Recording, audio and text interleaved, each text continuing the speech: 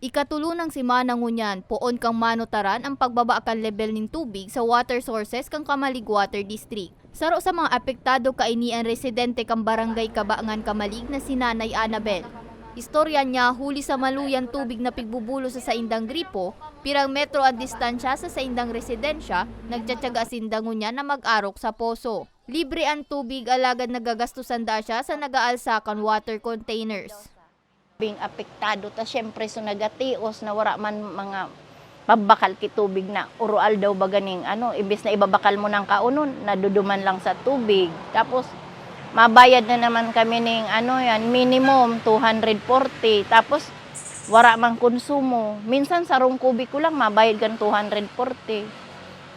Sigun sa technical head kang Kamalig Water District, abuton 30 sundo 40% ang ibinaba kan level ng tubig sa saindang water sources. Ang maluyang supply o bulos ng tubig minadurar ng 5 sundo 10 minutos. Apuera sa barangay Kamalig apektado man kaini ang barangay Sumlang asin barangay Kabaangan. Po medyo maluyan na po si bulos duman sa mga gripo ninda. Apektado po talaga lalo sa peak hour. Yung pangduwa po igwa po kami ki mga evacuation center na pigsusuplayan, saro pa po iyan sa nakadagdag sa pagbaba kang level kang water source mo na para may deliver mo ng sufficiente duman sa mga konsumidore. Saro sa pigtutok dong kausa sa pagbaba kan level ng tubig sa mga nasambit na lugar, iyo ang pag-alboroto subuot kang bulkan mayon. May paliwanag naman digdian Feebox. Meron pong mga instances na nakaka-apekto po ang activity ng bulkan. Kasi, for example po, kapag meron pong magiging major eruption, namamaga po talaga yung bulkan, so tumataas po ng bahagya yung level po ng ground.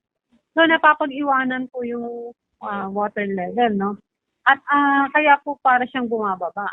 Actually po, umaangat yung lupa.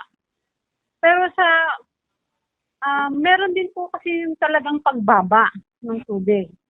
Na dahil po sa, yun nga, hindi po nakakaabot ng sapat na average rainfall budget yung isang area. Kasi po yung groundwater, kabit-kabit po yan eh. Hindi lang po yan sa isang area eh. Sa buong watershed region po yan eh. No? Malaking watershed area po itong Mayon Volcano eh.